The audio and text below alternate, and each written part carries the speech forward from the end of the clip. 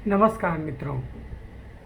आज 5 अगस्त है और आज के दिन भारत में एक बहुत बड़ा चीज़ होने जा रहा है। ये चीज़ है कि आज अयोध्या में श्री राम भगवान का जो मंदिर है उसकी नींव रखी जा रही है। वैसे तो सोचने पर ये लगता है कि ये राम थे कि नहीं थे, ये ऐतिहासिक पुरुष हैं कि आध्यात्मिक पुरुष हैं, क्या है राम। तरह तरह के लोग तरह तरह की बातें कहते हैं। कुछ लोग जो इसे ब्राह्मणवाद मानते हैं, उनकी नज़रों में ये राम जैसे कुछ नहीं, कोई लोग नहीं थे। और कुछ लोग हैं जो हर चीज़ में राम को देखते हैं। कुछ लोग हैं जिन्होंने राम के सगुण रूप को पूजा।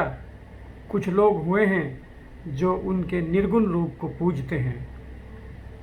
लेकिन मैं तो हमेशा कहता हूँ कि इस धरती पर ऐसा कुछ नहीं है जिसमें अगर आप खोजना चाहिएगा तो सकारात्मकता नहीं निकाल सकते। ऐसा कुछ इस धरती पर है ही नहीं। आपको अगर किसी भी चीज़ से विरक्ति है और आपको किसी भी चीज़ से आसक्ति है, ये दोनों अलग अलग नहीं है, ये दोनों एक ही है। कोई सिर के बल खड़ा है, कोई पैर के बल खड़ा है, लेकिन दोनों के केंद्र में तो एक ही बात है, वो तरीका एक ही है। लेकिन जो इन दोनों चीज़ों से आगे बढ़ जाता, उनको न इसमें कुछ बुराई नज़र आता और न इसमें कुछ भलाई नज़र आता। वो एक समान बने होके रहते हैं। तो मित्रों, मेरा ये मानना है कि आज जो ये घटना घटने वाली है, ये बहुत सारे मायनों में ऐतिहासिक है, क्योंकि अभी दुनिया पूरी तरह से एक नकारात्मक भाव से ग्रसित है और ऐसे में यह समाचार एक बहुत ही सकारात्मकता को लिए हुए है। आज ये हर व्यक्ति जानता है कि कोरोना वास्तव में एक सिंपल सर्दी बुखार है और इससे लोगों को डरा दिया गया। लेकिन आप कभी सोच के देखें कि पूरा ग्लोब में एक साथ ये सबके मन में क्यों चला गया बात? आखिर क्यों ऐसा हुआ कि सब लोग अचानक दिग्भ्रमित हो गए? हमारा मन का एक तल है जिसको कहते हैं चेतन मन, और उसके नीचे है अवचेतन मन। और अगर मनुष्य को आप खड़ा कीजिएगा तो एक 7 मंजिला इमारत है। जब मन के नीचे जाइएगा तो अनकॉन्शस मन भी एक नहीं है, आप उसको कह सकते हैं कि वो एक अनकॉन्शस मन है। उसके बाद है कलेक्टिव अनकॉन्शसनेस, उसके बाद है कॉस्मिक अनकॉन्शसनेस, और जो चेतन मन है उसके ऊपर भी है कलेक्टिव सुपर कॉन्शसनेस और उसका कॉस्मिक सुपर कॉन्शसनेस। तो मनुष्य ज़्यादातर जो रहता है वो केवल मन के दायरे में अपनी पूरी ज़िंदगी को ख़त्म कर देता। लेकिन जब आप मन के नीचे जाइएगा तो वो अनकॉन्शस माइंड है और अवचेतन में हम लोग सब लोग मिले हुए हैं। लेकिन यदि हमको ये बोध हो जाएगा कि हम नहीं हैं, ये सब मिला जुला रूप है, जैसे कि एक लहर है, समुद्र में लहरें उठती हैं तो ऊपर से देखने पर लगता है कि अलग अलग लहर है, लेकिन जब आप एबिस में जाइएगा, जब नीचे तलहटी में जाइएगा तो देखिएगा कि कोई लहर नहीं है, वो सब एक ही है। तो हमें जो नज़र आता है कि मैं हूँ और तुम हो और वो है, ये तब तक है जब तक हमारा मैं जिंदा है। जिस दिन ये मैं मर जाता उसी दिन हम ही ब्रह्म हो जाते, और जिस दिन हमारा मैं मर जाता उस दिन हम राम हो जाते। आप राम को उल्टा कर दीजिए, वो हो गया मरा। तो जिस दिन मैं मरा, मैं ही राम हो गया और राम ही मैं हो गया, बुंद ही सागर हो गया और सागर ही बुंद हो गया। तो ये जो भाव है, ये भाव जो मर गया है, ये भाव जो हमारे अंदर से बिल्कुल सूख रहा है, हमारे अंदर का जो हृदय का भाव है वो जो मर गया है। अभी जो आपको कोई कहेगा कि हृदय, तो आपका हाथ यहाँ चला जाएगा, हर्ट नहीं। आपका दिमाग 2 हिस्सों में बना हुआ है। एक लेफ्ट हेमिस्फेयर और एक राइट हेमिस्फेयर। एक जो मन है, एक जो दिमाग है वो दिमाग है, और एक जो दिमाग है वो हृदय है। यानी हृदय भी यही है, हृदय यहाँ नहीं है, हृदय भी यही है। एक जो मन है वो धर्म को जीता है, और एक जो मन है वो विज्ञान को जीता है। ये दोनों अलग अलग नहीं है। एक जो मन है वो बाहर की यात्रा करता है, एक जो मन है वो अंदर की यात्रा करता है। एक जो मन है वो वामपंथी है, और एक जो मन है वो दक्षिणपंथी है। ये एक ही चीज है, और अगर जो आदमी जिसको ज़्यादा घास डालता है वो उसी अनुसार रम जाता है। तो ये जो निर्बल के बलराम, ये जो निर्बल के बलराम है, इसको बस पहचानने की बात है। जिस दिन ये पहचान में आ गया उस दिन क्रांति घट जाता है इसी क्षण, और इसी क्षण मोक्ष उपस्थित हो जाता है। लोग अलग अलग रास्ते से गए हैं। तुलसी के लिए वो सगुन का राम महत्वपूर्ण है, और कबीर के लिए वो निर्गुण राम महत्वपूर्ण है। लेकिन अगर आप उसको अलग अलग देख रहे हैं तो ये आपकी भूल है। ये दोनों को जो एक ही नज़र से एक समान देख लेता, वो इन दोनों से विमुक्त हो जाता और उससे आगे बढ़ जाता, और वही परमात्मा को उपलब्ध हो जाता।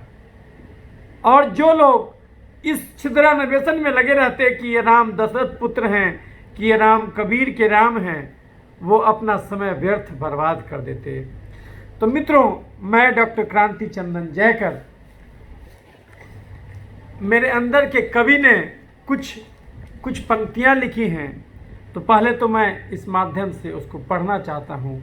और इस पंक्तियों में इस राम का मर्म है जिसे मैंने समझा, और ये मैं ख़त्म हो जाता है जब ये कविता का भाव आप पढ़िएगा तो ये मैं भी ख़त्म हो जाएगा। मैं जब तक था राम नहीं था, मैं जब तक था राम नहीं था, मिटा जो मैं तो राम रहा। मैं जब तक था राम नहीं था, मिटा जो मैं तो राम रहा। कैसे कह दूं मैं ये तुझको, मैं जब तक था राम नहीं था, मिटा जो मैं तो राम रहा। कैसे कह दूं मैं ये तुझको, राम कथा तो राम कहा। कैसे कह दूं मैं ये तुझको, राम कथा तो राम कहा। वो किसी तुलसी और किसी कबीर ने नहीं कहा, वो तो खुद साक्षात राम ने कहा। मैं जब तक था राम नहीं था, मिटा जो मैं तो राम रहा। कैसे कह दूं मैं ये तुझको, राम कथा तो राम कहा। तुलसी ने तो सगुन निहारा, तुलसी ने तो सगुन निहारा। घट घट में तुलसी ने तो सगुन निहारा, घट में राम कबीर दिखा। तुलसी ने तो सगुन निहारा, घट में राम कबीर दिखा। क्रांति अब मर जाओ तुम, क्रांति अब मर जाओ तुम, राम सदा है राम रहा। मैं जब तक था राम नहीं था, मिटा जो मैं तो राम रहा। क्रांति अब मर जाओ तुम, राम सदा है राम रहा। राम सदा है राम रहा। तो मित्रों, जब तक आपका मैं जिंदा है तब तक राम का दर्शन नहीं हो सकता। चाहे आप अयोध्या में ही जन्म के अयोध्या में ही मर क्यों न जाएं, राम आपको नहीं दिखेगा। राम आपके अंदर है, और इसको देखने के लिए अगर बाहर जाते हैं तो वो राम नहीं दिखेगा। लेकिन सब लोग उस तल पर नहीं पहुंच पाते। यही कारण है कि जो उस तल पर नहीं पहुंचे हुए हैं उनको पहुंचाने का एक माध्यम है वो अयोध्या। कि कम से कम उस एक क्षण के लिए तो आपका मैं विसर्जित हो गया, और उस मूर्ति को देखकर आपका मैं समर्पित भाव से गिर गया राम के चरणों में। भले ही वो मूर्ति वाले राम ही क्यों न हो, उनकी चरणों में ये मैं समर्पित हो गया, और वो जो बचा वो तो केवल राम बचा। परमात्मा को पाने का दो रास्ता है, या तो एक ध्यान का रास्ता है, या तो एक भक्ति का रास्ता है। एक वो भक्त का भाव है, एक वो ध्यानी का भाव है। पहुंचाता तो दोनों एक ही जगह है। और कुछ लोग इन सब बातों के शब्दों के माया जाल में नहीं फंसते, वो कर्म मार्ग से पहुंचते तो वो भी वही हैं। बस समझ का फेर है, पहुंचना तो सबको वही है। जो ध्यान मार्ग से आगे बढ़ते, उनकी नज़रों में तुम खत्म हो जाता, केवल मैं बचता। और मज़ा तो ये है कि बिना तुम के मैं जिंदा नहीं रह सकता। तो अगर हमारे लिए तुम खत्म हो जाए तो मैं स्वतः ही खत्म हो जाता। एक ध्यानी अपने मैं को विसर्जित नहीं करता, लेकिन बड़े मजे की बात है, एक ध्यानी के लिए तुम नहीं रह जाता। इसको ऐसे समझिए, मैं एक डॉक्टर हूं, तो मैं अपने डॉक्टरी पेशा को तन मन धन से करने लगूं तो हमारे लिए तुम खत्म हो गया। हमको केवल अपने मरीज से मतलब है, उसको ठीक करने से मतलब है। हमारे लिए बाकी सारी दुनिया से कनेक्शन कट गया, और हमारा सारा ध्यान वो केवल मरीज और उसकी बीमारी और उसको ठीक करने की का जो बोध है, का जो आनंद है, उसी में समा गया। तो मेरे लिए बाकी दुनिया खत्म हो गया, और ये मरीज का इलाज करना ही मेरे लिए ध्यान बन गया। तो मैं ध्यान का मतलब यही नहीं कि मैं आसन लगा के बैठ गया, नहीं, ये भी ध्यान है कि मैं अगर किसी की चिकित्सा कर रहा हूं, पूरे मन से कर रहा हूं। मैं ये नहीं सोच रहा हूं कि मुझे कितना पैसा मिलेगा, मुझे नाम मिलेगा, शोहरत मिलेगा।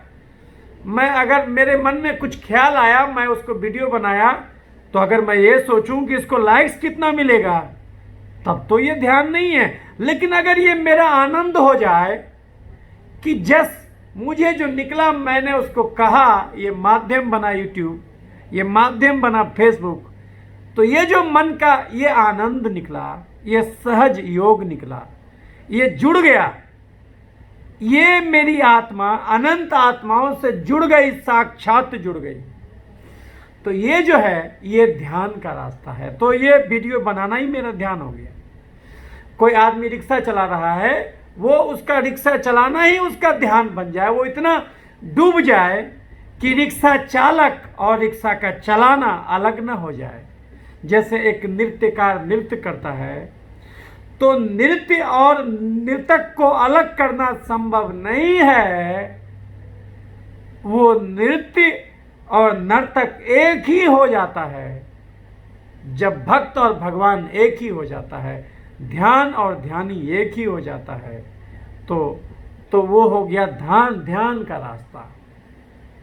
जब मैं अपने मैं को खत्म तो नहीं करता, लेकिन मेरे लिए तुम खत्म हो जाता। अब कोई भी आ जाए, चाहे वो मेरा दुश्मन क्यों ना हो, मुझे उसमें अपना दुश्मन नजर नहीं आएगा। मुझे उसमें केवल उसका रोग दिखेगा, और उसको ठीक कर देने का मादा और हौसला, और वो जो सुख मुझे अनुभूत होगा। अगर हमें केवल वही दिखे, तो इसका मतलब हुआ कि मैं इस चिकित्सा कार्य में चिकित्सा नहीं करता, ये चिकित्सा के माध्यम से मैं भगवान और परमात्मा का ध्यान लगाता। ये हो गया ध्यान का रास्ता। दूसरा रास्ता भी है, वो है भक्त का रास्ता, जहां भक्त कहता कि मैं तो है ही हूं ही नहीं, मैं नहीं हूं, क्योंकि दुनिया का सारा तुम ही मैं हो गया। जब मैं मिट गया तो परमात्मा तो मुझे सहज अवलोकित हो गया, क्योंकि जब मैं नहीं रहेगा तो तुम भी स्वतः ही खत्म हो जाएगा। ये बड़ा विरोधाभास। अगर या तो मैं मिटा दीजिए तो तुम खत्म हो जाता, या तो तुम मिटा दीजिए तो मैं खत्म हो जाता। ये परमात्मा का चमत्कार। और जिस दिन ये घटना घट जाता उसी दिन परमात्मा और राम साक्षात दर्शन हो जाता और सीखने की आवश्यकता पड़ती। लेकिन हमारा अहंकारी मन कहता कि नहीं, ये तो ब्राह्मणवाद है। नहीं, ये आप इसको कोई भी रूप दे दीजिए, ये आपके मन का हृदय का भाव है। इस भाव को पकड़ना है। ये सगुण और निर्गुण के चक्कर में नहीं फंसना। बस आप जहां हैं अपने आप को मार दीजिए, बस राम घटित हो जाता। राम को देखने के लिए अयोध्या जाने की आवश्यकता नहीं पड़ती। लेकिन जब तक आप उस लेवल तक नहीं गए हैं तब तक हो सकता है कि खुद को मिटाने के लिए आपको अयोध्या के राम का दर्शन करना पड़े। लेकिन अगर उनका भी दर्शन करना पड़े वहां जाके तो वो भी बुरा नहीं है। और अगर आदरणीय मोदी जी खुद आकर के इतना विहंगम मंदिर बना रहे हैं तो इस एक्ट को खराब नहीं कहा जा सकता। ये एक्ट भी महान है। किसी भी महापुरुष का मूर्ति बनाते हैं, उसके बातों को आप प्रचारित करते हैं, चाहे वो पैगंबर मोहम्मद साहब हो गए, चाहे वो कृष्ण हो गए, चाहे वो बुद्ध हो गए, चाहे वो महावीर हो गए, चाहे वो जरथुष्ट हो गए, चाहे वो जीसस हो गए, ये सब एक ही हैं। और जो आदमी अपने आप को मार देता तो राम तो उसको घट घट में दिखता। घट घट प्यारे राम। कबीर ने अपने आप को कहा था, मैं राम का कुत्ता हूँ, मैं राम का कुत्ता हूँ और मेरे गले में राम का पट है। जो लोग अज्ञानी होंगे उनको लगेगा कि वो राम के कुत्ता हैं। भगवान का कुत्ता तो बन जाना ये तो बड़ा सौभाग्य की बात है कि मैं भगवान का कुत्ता बन जाऊं। आज इस दुनिया में क्या घटित हुआ है ये जानना बहुत जरूरी है। हमने विज्ञान में बहुत तरक्की कर ली, इंफॉर्मेशन से हम भर गए, लेकिन ज्ञान नहीं आया। और ज्ञान किसको कहते? यदि हमको खुद का बोध नहीं हो, अगर हमको कर्ता का बोध हो कि नहीं ये हमने खोजा, इसका पेटेंट हमारा, जब तक ये बोध है इसका मतलब आपको परमात्मा नहीं दिख सकता। यही कारण है कि भारत ने सब कुछ खोजा लेकिन कॉपीराइट में ये पीछे रह गया, क्योंकि हमारा दर्शन हमको सिखाता है कि वसुधैव कुटुंबकम, ये पूरा दुनिया ही एक परिवार है। लेकिन कुछ मूर्छित बेहोश लोग ऐसे भी हैं जो भारत स्वाभिमान मंच बनाने में चले हैं। अरे मूर्ख, ये पूरा दुनिया ही एक परिवार है, कौन सा भारत स्वाभिमान? ये अमेरिका अलग कहाँ है जो हमको कहना है कि भारत स्वाभिमान? अमेरिका भी तो हमारा है, ये चाइना भी तो हमारा है। ये भारत सबसे पहले संस्कृति तो यहीं डेवलप किया, तो यहीं से तो वो गए हैं। वो कहें न कहें, वो अगर अंग्रेजी में भी बोल रहे हैं वो भी तो हमारा ही ज्ञान है, वही तो हमारा ज्ञान है। उनको आज बोध नहीं है, कहने दीजिए। वो कह रहे हैं कि इसको अमेरिका ने खोजा, लेकिन अमेरिका तो इंडिया ही है, अमेरिका तो इंडिया ही है। तो ये कोई स्वाभिमान, ये मंच खोलने का जरूरत नहीं है। और ये वही खोलता है जो कमजोर होता है। भारत कमजोर नहीं है। भारत ने ये धर्म की यात्रा की है और पश्चिम ने विज्ञान की यात्रा की है, और दोनों जरूरी है। विज्ञान बाहर की यात्रा है, धर्म अंदर की यात्रा है। ये ठीक है कि कोरोना सिंपल सर्दी बुखार है, ये हर आदमी जानता है, लेकिन इसका मतलब ये नहीं कि आप उसको लेके रोड पर निकल जाइए, मोर्चा निकालिए सरकार के विरुद्ध। इसका मतलब कि आपको ज्ञान हुआ ही नहीं, आपको ज्ञान है ही नहीं। आप नाम कमाना चाहते हैं, शोहरत कमाना चाहते हैं, और उसके थ्रू धन कमाना चाहते हैं, इसका मतलब आपसे ज़्यादा विक्षिप्त इस धरती पर कोई नहीं है। लाओ त्से ने कहा था, एक बहुत बड़े संत हुए ये चाइना में, लाओ त्से ने कहा था कि मुझे कोई नहीं हरा सकता क्योंकि मैं हारा हुआ ही हूं। मुझे कोई नहीं हरा सकता क्योंकि मैं जीतना नहीं चाहता। ये एक ऐसा भाव है कि यदि आप अपने आप को पूरी तरह मिटा दीजिएगा तो परमात्मा भर जाएगा। एक कटोरा है, इसको खाली कर दीजिए तो परमात्मा भर जाएगा। ये बोतल है, ये अभी भी इतना भरा हुआ है, तो इतना परमात्मा इसमें कम है और इतना परमात्मा है। ये अपना अपना समझने का भाव है। जब तक आपका अहंकार है तब तक उस घर में परमात्मा नहीं रह सकता। एक बहुत ही प्यारी कहानी है। एक बार भगवान कृष्ण भोजन कर रहे थे, रुक्मिणी उनको भोजन करा रही थी। जैसे ही अचानक भगवान कृष्ण उठे और उठ के दरवाजे की ओर दौड़े तो सही, उसके बाद फिर वो वापिस आ गए। वापिस आए तो रुक्मिणी को रहा नहीं गया।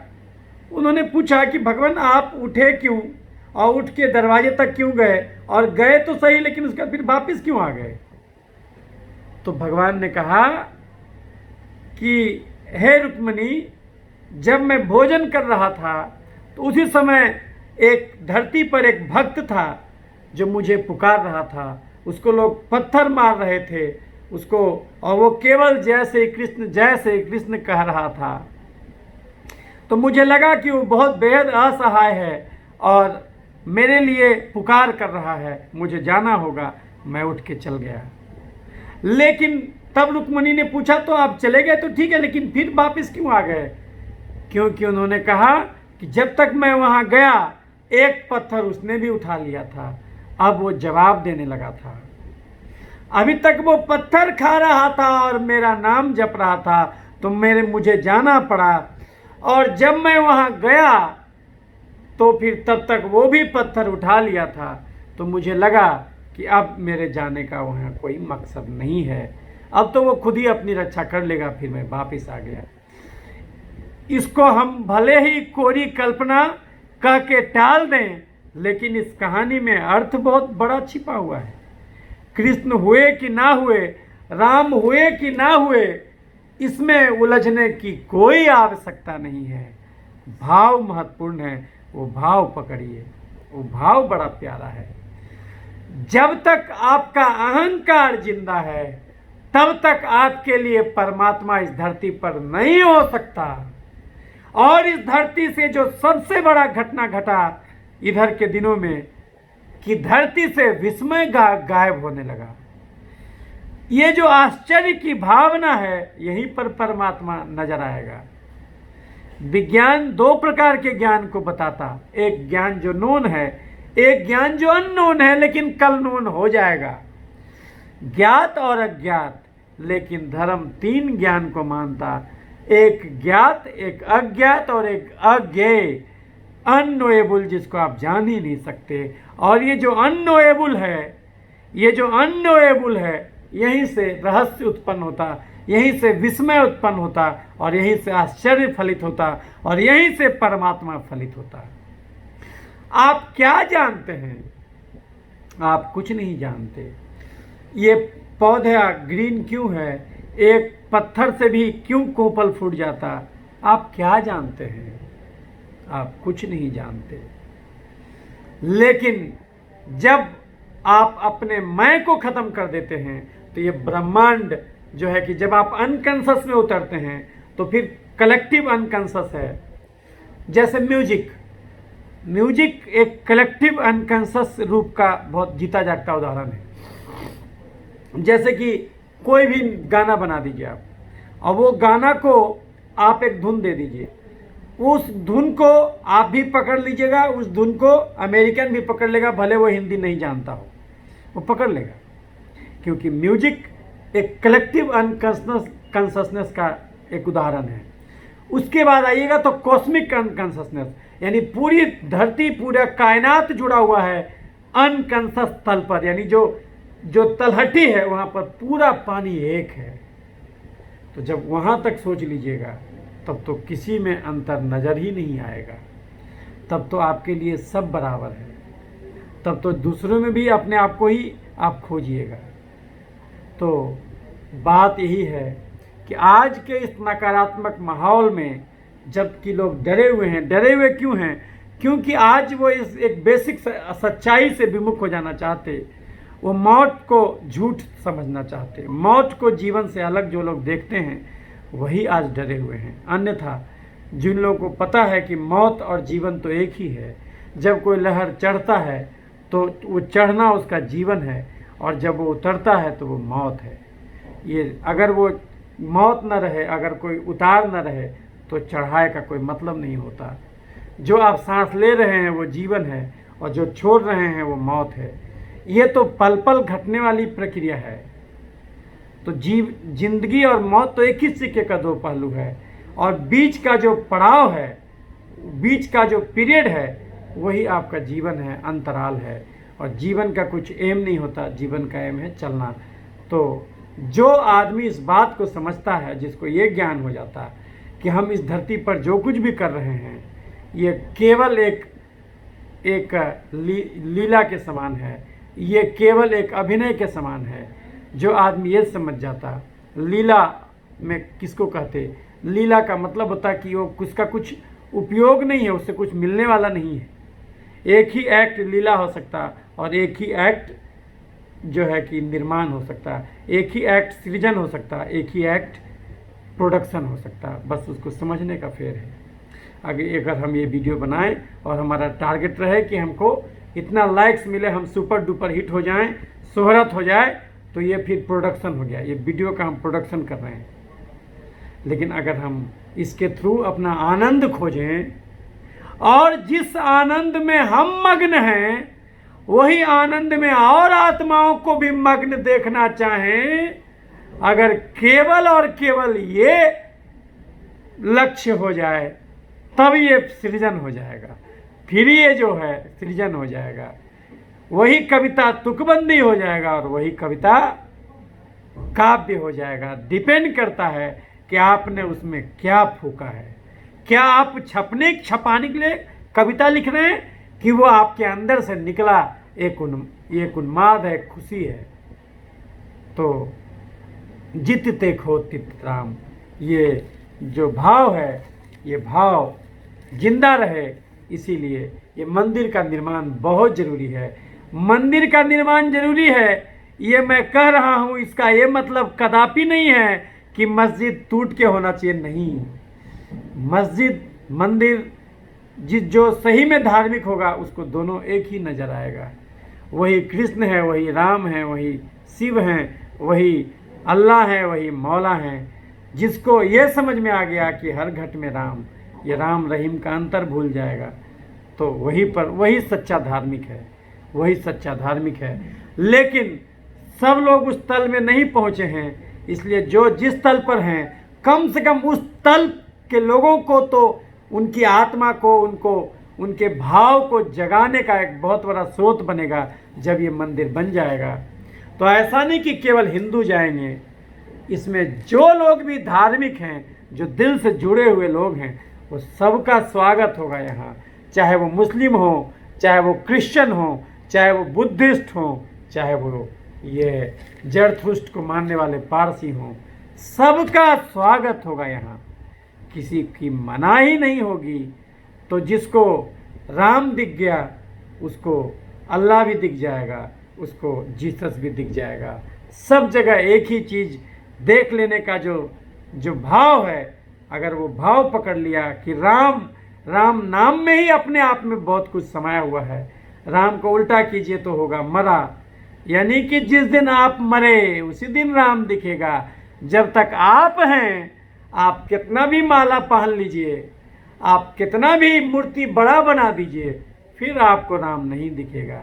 लेकिन कम से कम लोगों को जगाने का काम तो ये करेगा। तो इस हेतु मोदी जी को, आदरणीय प्रधानमंत्री जी को बहुत बहुत कोटि कोटि प्रणाम। तो यही कुछ बातें थीं जो मैं आपसे शेयर करना चाहता था। तो ये इतने प्यार से आपने हमारी बातों को सुना, इसके लिए बहुत अनुग्रहित हूँ और मैं आपके अच्छे स्वास्थ्य की कामना करता हूँ। इसी तरह से प्यार बनाए रखिएगा, अलग अलग मुद्दों पर फिर आपसे वार्तालाप होते रहेगा। तो दुआ करें कि वो राम का मंदिर बहुत अच्छा बने, कि सब लोग वहाँ जाएं, 2 पल वहाँ बिताएं और अपने अंदर के हृदय के भगवान को जगाएं, विस्मय से भरें, आश्चर्य को जिंदा रखिएगा। आप कुछ भी बन जाएं, कर्ता का बोध कभी नहीं लाना। जब तक आप खाली नहीं होइएगा, राम आपको फिर तो वो सगुन राम ही दिखेंगे, फिर तो कोई फ़ायदा नहीं। तो मैं डॉक्टर क्रांति चंदन जयकर, वैसे तो मैं चर्म रोग चिकित्सक हूँ, लेकिन मैं कभी भी हूँ, क्योंकि मेरा मानना है कि अगर आपको धर्म नहीं आया, आपको सभ्यता संस्कृति का बोध नहीं हुआ, तो अच्छे चिकित्सक आप नहीं बन सकते। क्योंकि चिकित्सा 100% साइंस नहीं है, ये 50% आर्ट है, 50% साइंस है। 19-20 का फ़र्क है, लेकिन ये फ़र्क बड़ा बारीक है। वो जिस दिन समझ में आ जाए, समझिए परमात्मा साक्षात आपके सामने है। तो इतने प्यार से हमारे बातों को सुना, तो मैं इससे अनुग्रहित हूँ। मैं आपके अंदर मौजूद राम को प्रणाम करता हूँ, सत सत नमन करता हूँ और ये आपके कुशल स्वास्थ्य की कामना करता हूँ। ईश्वर करे आप इसी ढंग से खुश रहें, आनंदित रहें और लोगों को भी आनंद से भरे। ये वीडियो लाइक और शेयर करें, अगर अच्छा लगे तो। धन्यवाद।